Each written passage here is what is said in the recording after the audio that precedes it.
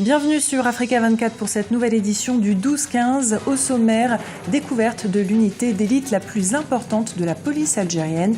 La brigade de recherche et d'intervention se bat au quotidien sur plusieurs fronts.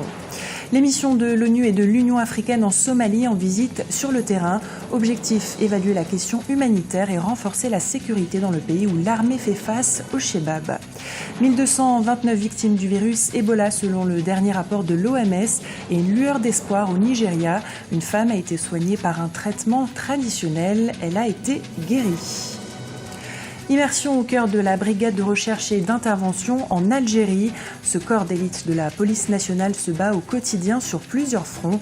Grand banditisme ou encore terrorisme. On se souvient notamment de l'assaut lancé par la BRI en janvier 2013 face au groupe terroriste qui avait attaqué le site d'In Amenas. Ibrahim Ndiaye.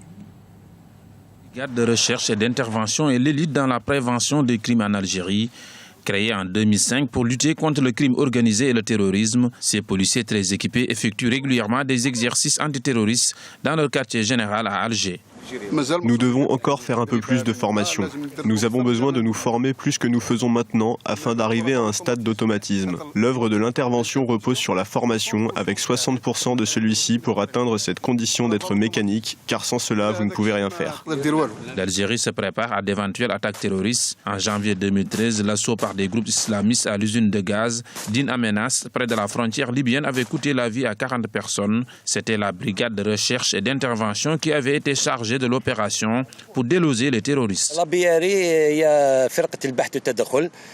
Elle a été créée en 2005 après la décision de la Direction générale de la sécurité nationale de mettre en place ce groupe pour lutter contre le crime organisé. Heureusement, le groupe a éliminé plusieurs réseaux criminels. Notre objectif est de sensibiliser les citoyens à l'aise et en toute sécurité dans la capitale. La brigade de recherche et d'intervention lutte contre la criminalité de toutes sortes, crimes majeurs et mineurs. Nous sommes sur le qui-vive jour et nuit. Nous nous formons parce que le crime évolue d'un jour à l'autre, raison pour laquelle nous devons évoluer chaque jour. Al-Qaïda au Maghreb islamique et certains groupes terroristes sont toujours actifs en Algérie, notamment dans le sud du pays, où les autorités craignent des conséquences suite à l'instabilité sécuritaire de la Libye. En Libye, justement, 2 avions non identifiés ont bombardé ce lundi des positions de miliciens rivaux près de Tripoli. L'attaque a été revendiquée par le général dissident Khalifa Haftar, mais cette revendication a été mise en doute. Le gouvernement provisoire, sans réelle autorité sur le pays, a indiqué tout ignorer pour le moment de l'identité des 2 avions qui ont bombardé. Situation sécuritaire également tendue en Somalie. Les combats entre l'armée et les Shebab ont fait 18 morts au début du mois d'août. C'est dans ce contexte que les missions de l'ONU et de l'Union africaine ont organisé des visites dans 2 régions. Objectif, évaluer la question humanitaire sur le terrain et renforcer la sécurité dans le pays. Erika Ouraga. La situation humanitaire en Somalie est toujours préoccupante.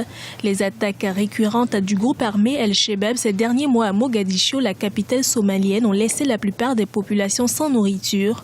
Pour évaluer la situation humanitaire dans le pays, les Nations Unies et la mission de l'Union africaine ont effectué une visite dans les régions de Gabaré et Boulobourté. Cette visite qui fait le point apporte des correctifs. Mais comme toute l'action des Nations Unies en Somalie dépend de l'aide justement internationale, pour qu'il y ait effectivement changement de situation, progrès, il faut que sur le terrain de la sécurité, sur le terrain de la paix, de la réconciliation en Somalie et puis de la mise en place du gouvernement fédéral, que tout avance dans le même sens. Or, chaque fois que des actions de stabilisation sont menées, on voit des coups de boutoir, Al-Shabaab qui attaque les institutions à Mogadiscio et ça complique effectivement la tâche de l'Union africaine. Le groupe El-Shebab contrôlait une partie de la Somalie en 2008 avant de se replier en 2011 grâce à l'appui de l'armée nationale et des forces de l'Union africaine. Leurs attaques ces dernières années ont amené les autorités somaliennes à renforcer la sécurité dans le pays. Al-Shabaab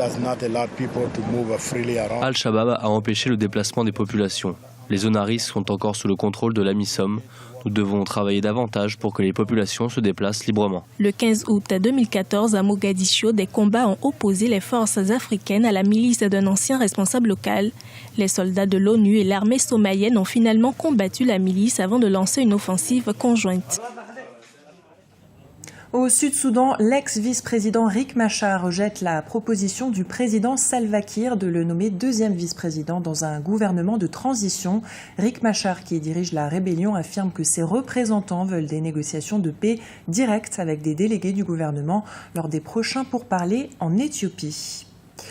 L'épidémie d'Ebola continue de progresser dans l'ouest du continent.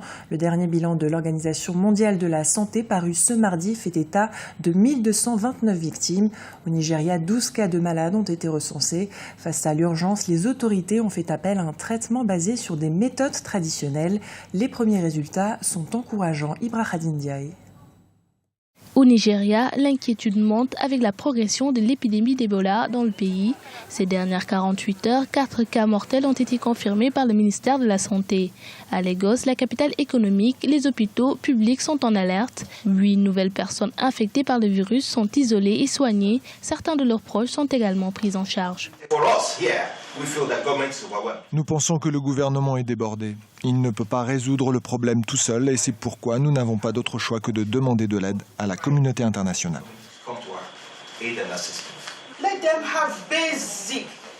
Il faut qu'il y ait un traitement de base. Si nous abandonnons les malades, ils mourront. Je suis désolée de le dire, ils mourront un par un. Il faut qu'on les soigne, ce sont des êtres humains. Les autorités de l'État de Lagos n'ont pas tardé à réagir. Cependant, elles sont confrontées à un manque de personnel médical pouvant intervenir dans les hôpitaux. Nous ne nous attendions pas à faire face à l'épidémie. C'est quelque chose que nous n'avions pas prévu. C'est un véritable défi de trouver des gens suffisamment informés et compétents. Nous encourageons les personnes qui se sont portées volontaires pour aider dans les hôpitaux. Nous saluons leur courage. Malgré cet élan de solidarité, la situation reste inchangée. Il nous manque toujours du personnel. Même si les volontaires affluent, il reste encore de nombreux problèmes à résoudre, notamment celle de leur formation et leur déploiement sur le terrain qui dure entre 5 et 7 jours. Et ce sujet était signé Aminata Diak. Nous reviendrons sur le sujet d'Ibrahim Ndiaye dans notre prochaine édition. Ce journal a été réalisé par l'ensemble de la rédaction. Nous vous remercions pour votre fidélité. Dans un instant, une nouvelle édition de l'actualité sur Africa 24.